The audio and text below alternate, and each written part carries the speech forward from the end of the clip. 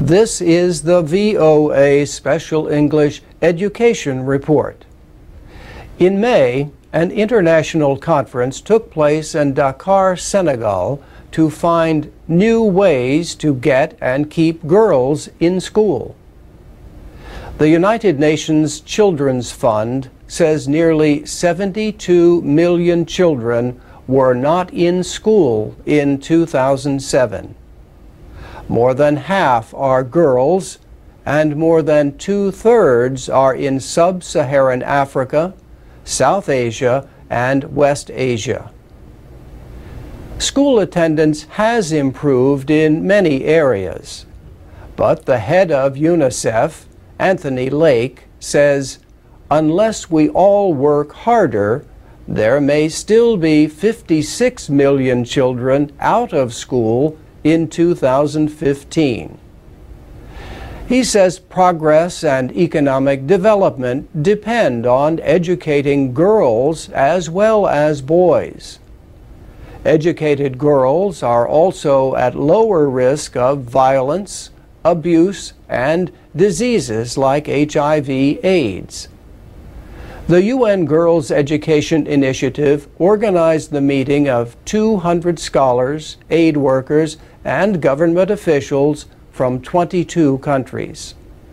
The initiative was launched in Dakar 10 years ago. The aim is to bring primary school education to all girls and boys worldwide by 2015. In Senegal, the number of public schools has doubled in the last 10 years.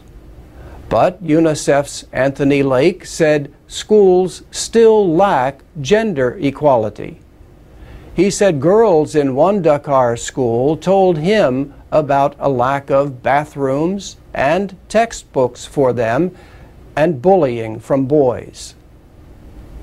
The conference centered on three main problems to getting and keeping girls in school: violence, poverty, and poor quality education.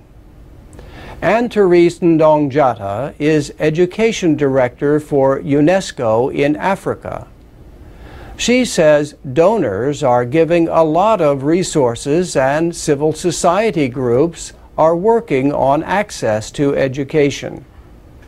The UNESCO official says schools need to modernize and improve what they teach and how they teach it. For example, she says schools should teach African children in their native languages, not just in English or French. To stay in school, experts say children must consider their education useful, and so must their parents.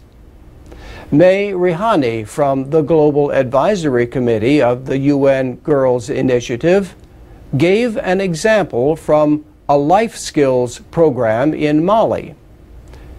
One lesson is about diarrhea. The idea is for children to go tell their mother what they learned. May Rihani says the mother would recognize that this education is important to her and to her family and would want the child to continue to go to school. And that's the VOA Special English Education Report.